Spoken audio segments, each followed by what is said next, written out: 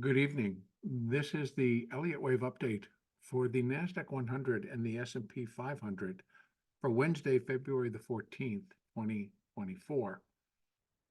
As I had talked about last night, that it would not surprise me to see the markets totally do a reversal again against what they had started yesterday or followed through with yesterday. And I'm going to start here with the NASDAQ. I'm on the 4-hour chart tonight because once again, I think I'm at a point where yesterday I put the top in and showed the market doing 5 down and what my anticipation was for a wave 2. And that still remains in place. But I think because of the intensity that they all came back in today, and again, it was a little bit more broad-based, but it was another surprise for me to see them come flowing as they did with such intensity back into the Russell. The Russell was up $50 today. The futures market was up $50 today. Well, the NASDAQ, as we're getting ready to finish up for the day, is up again 200. Now, yesterday the market had gone down, the NASDAQ, close to 400 before it began to rally back in to the close. Now, I originally had said that we had done 5 down, so I ended up putting the minute 5, the minor 5 in place, but I said specifically that I was not going to put the C and the primary B because I would not put it past the market to put this down as a wave 4, and then go back to my previous, which is the alternate count for me, and just plow right back up and get it back above 18,121, make additional new highs, and possibly by Friday morning when we get the PPI data. So again, it's trying to just try to put a little bit of a finger on. It's like, well, what finger of the pulse of the market? What is truly now behind this? And I beginning to just really lean more towards volatility. Like, for example, today, I believe was a VIX expiration, an options expiration. And so that happens pretty much on the opening. And once that happened, the market kind of took off. Just really started to took off and buy and buy and buy and buy and buy. It just kind of started to rise. And what happens is that there are a lot of things that just get released. So then we start over again and they start selling volatility. And what then transpires is that I believe yesterday we could have seen a lot of, they were actually buying volatility, means they now, which also then suggests that they are selling volatility within the underlying.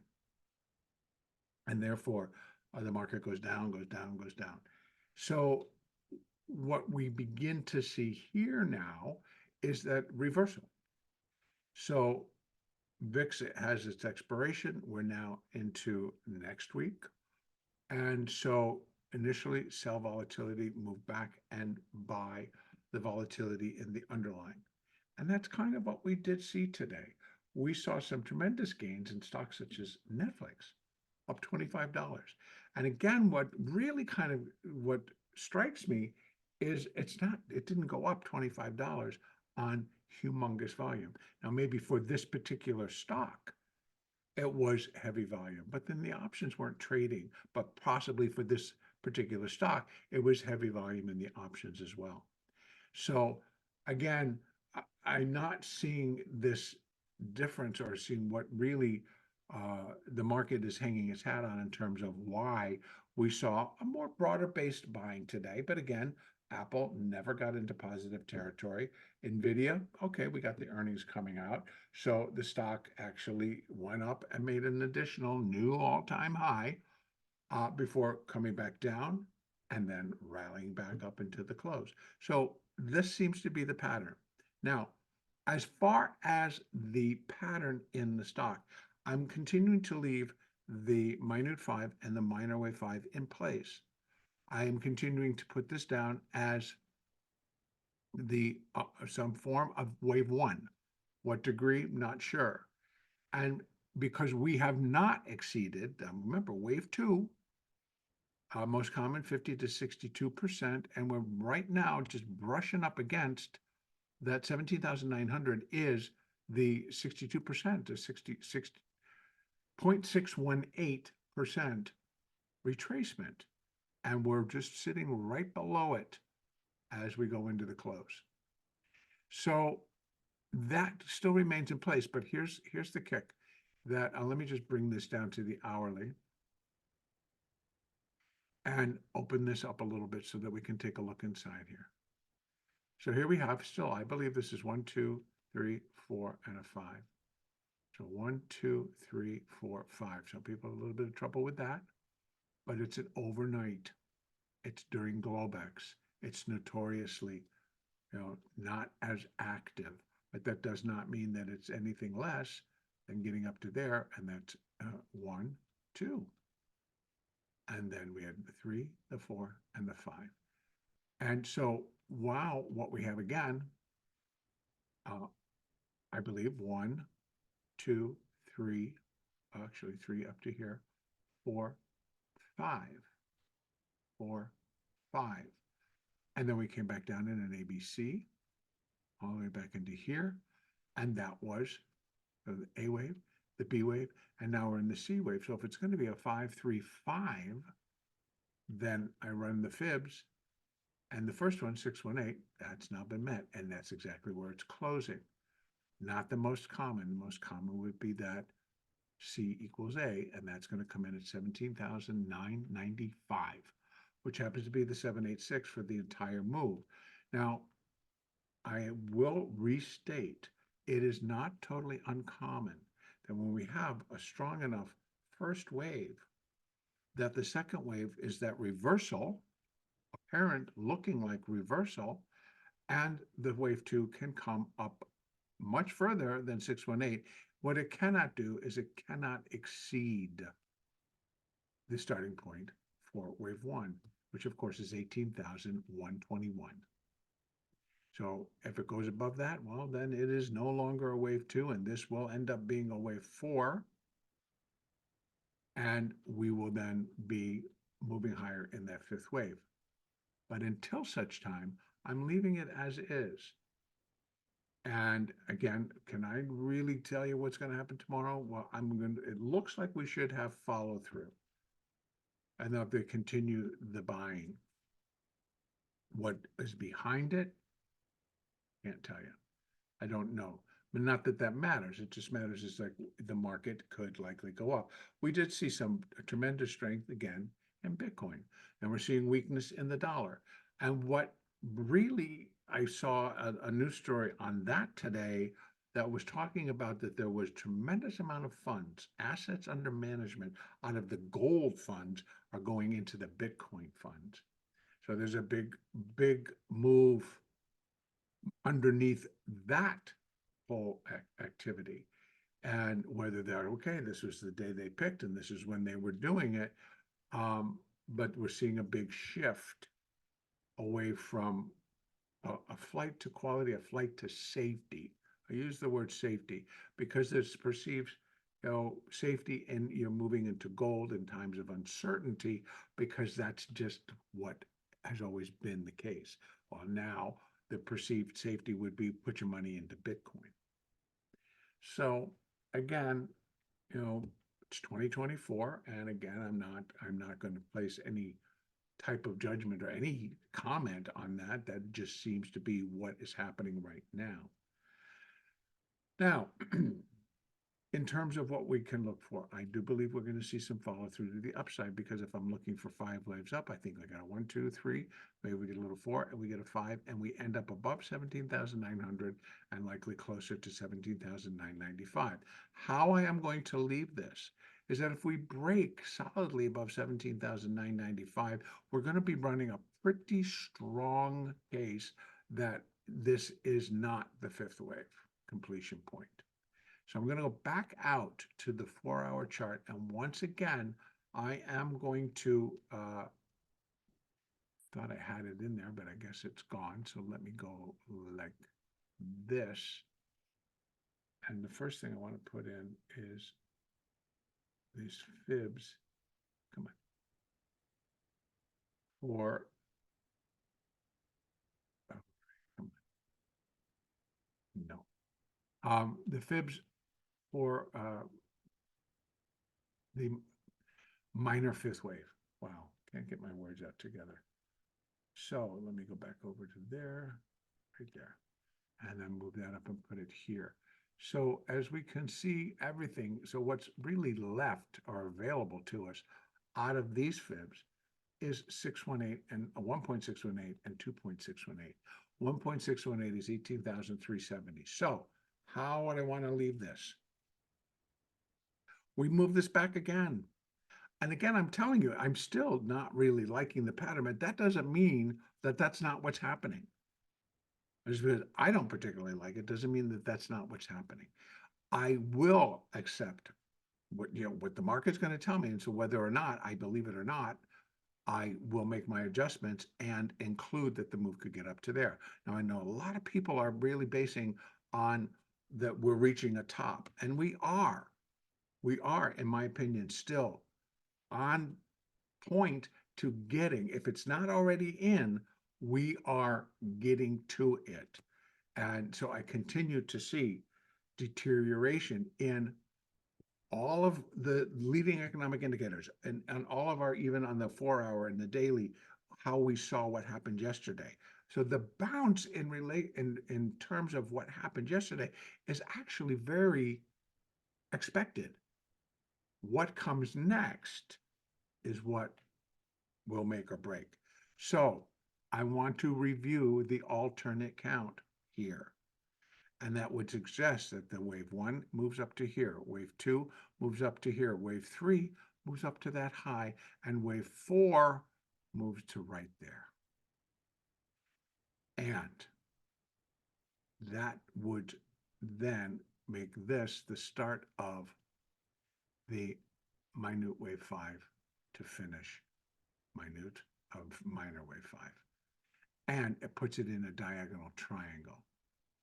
And so it would have to kind of go this way and then this way, kind of connecting there to go where we are continuing to build this wedge.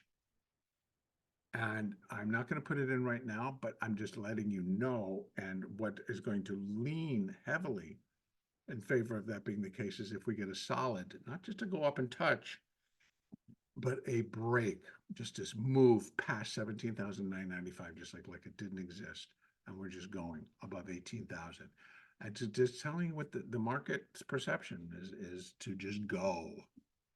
Now, we're going to go over to the S&P in just a moment, and I want to go back up, actually just kind of move this open. I want to look at the positioning of our moving averages. So here we had yesterday, and the market came down, broke the 50, broke the 100, and it didn't get close to the 200, but the 200 is going flat. The 100 is going flat. It's now back and closed above the 50 again. So break below or run up, touch it, go like here to, so you didn't make it above, break below, go below, and then go back up and take it and rally. So that part still fits, and we close just below the 20. So if it breaks above the 20, it should give it a boost. It should give it a little bit of an actionable move there. Now, for whatever reason, this is the 8, and the 8 is just really kind of slow in the uptick here on the 4-hour chart. I can imagine on the daily, it's even slower. So I would expect if we can continue that this 8 spends some quick time catching up and just really kind of getting itself going. So a couple of things that I'm looking at is like the reason why didn't this kind of catch fire and go, and the others are now going flat, flat, and flat. So it leaves me kind of just, the MACD, that's a pretty strong rally today. Yeah, it's kind of getting back to the 0 line and not really picking up a lot of steam. Is it resetting, getting ready to go like that? Possibly, but we're not that far from the all-time high. So again, the internals of the market just aren't that exciting to me in terms of like, what are you guys really doing? So we shall see. We shall see. Over in the S&P, now that's where I saw a little bit tighter or stronger moves today. And here we are in the 4-hour chart. And again, I have left those up there, and that is the upside targets. And I'll show you that also in this market. What could possibly be left here? What could possibly be left is that if we have the 3 and the 4, it's not a part of 5. I'd have to move this back to here and put the 4 here.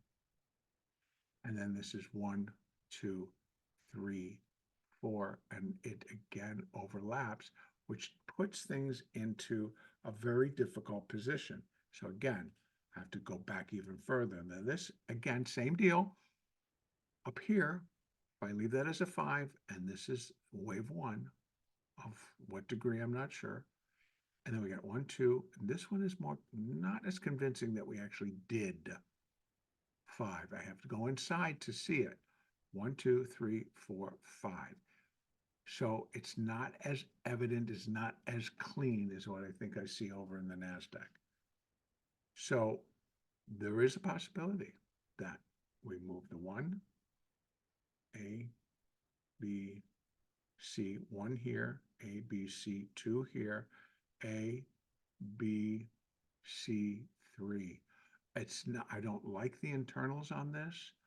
I don't like the way it's all ending up, but that may be the ticket. That may be the way it is. Now, if I put the 3 up there, the 4 is going to go down here, and we are off to the races.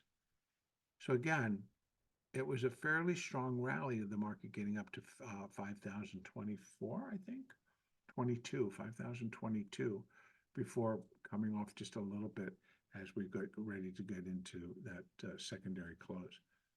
So, but it could be the same here. 1, 2, 3, 4. Actually, 1, 2, 3, 4, 5, A, B, and we're going to go up in a C wave. And again, it's going to likely come in here or even a little bit above. So the situation is a little bit tighter for the S&P, and where we could break. And now if we do, and I have to do a 1 to 4, a 1 for the 5, it's going to be different. And this is the one where I kind of have to check to see what really is applicable here, because if it indeed is a triangle or diagonal 5th wave, then do I go from here to here and then over to here? What's that going to tell me? Well, whoops, that didn't work. Let me try that again. For some reason, it doesn't want to communicate. Come on. There you go. I'm sorry. My computers are not agreeing with me today. There we go. And then we're going to go there. There you go. Now you got it. And we go here. So again, oh, no, that's not right. I apologize one last time, because I got to bring it up to here, and we have overlap. So I'm going to start it one more time. Let's try that one more time. There, and then over to the overlap. So what we have, 618 at 5,079.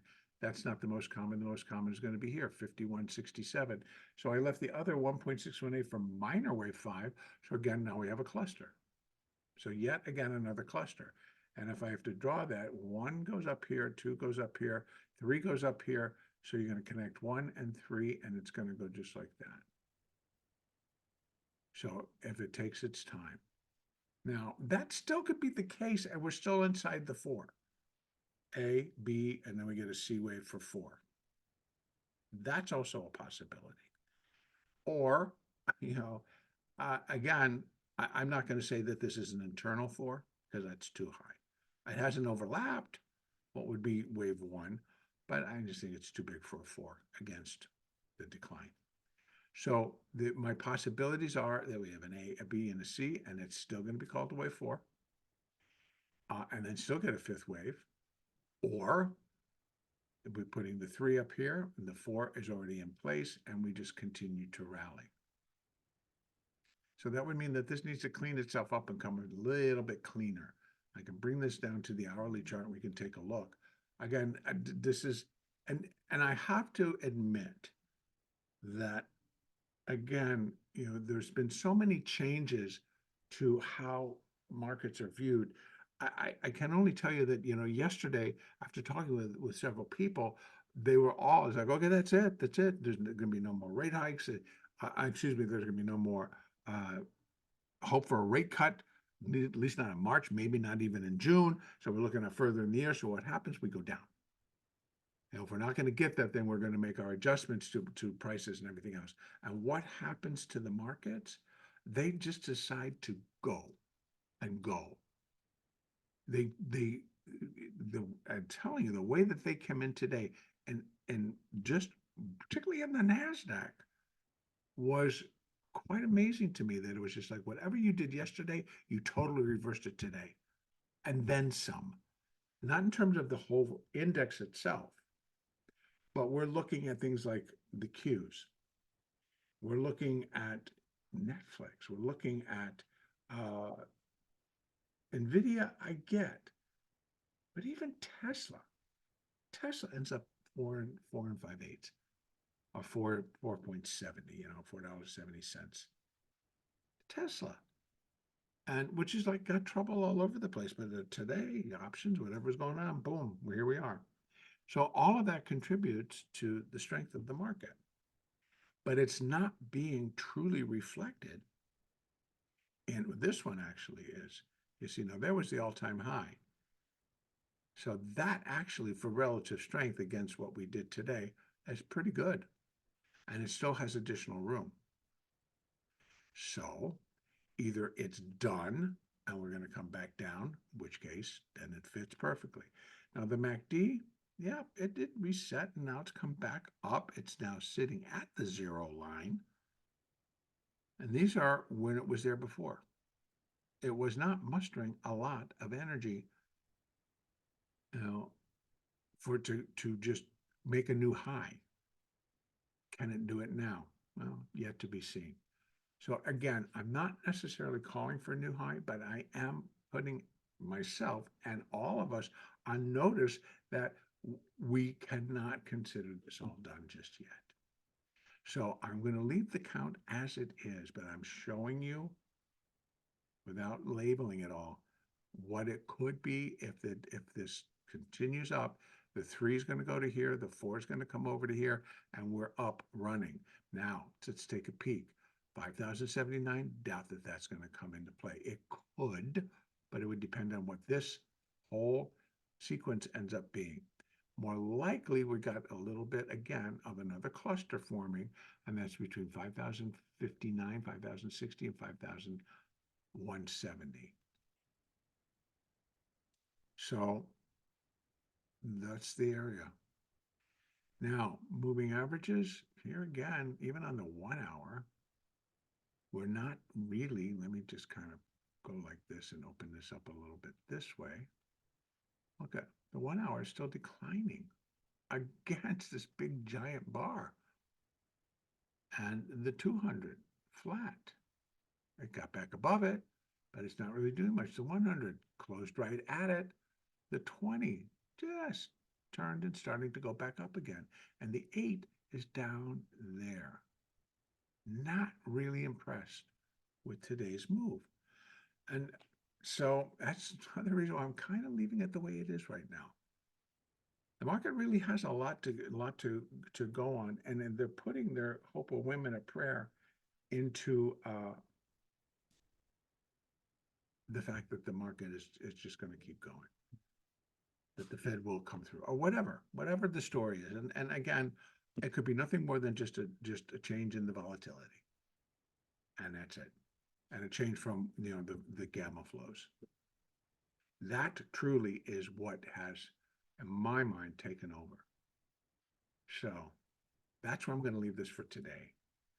Tomorrow now, on Thursday, we do have some numbers, and they are going to be, we have initial jobless claims, Empire State Manufacturing, Philly Fed Manufacturing, import prices, retail sales, capacity users, industrial production, capacity utilization, home builders confidence, and a couple of Fed governors talking in the early afternoon and then tomorrow evening. So it's pretty much a full day for economic delivery, economic numbers and discussions. And then, of course, the big day is again on Friday, where we have housing starts, producer price index, and then consumer sentiment. The prelim on consumer sentiment.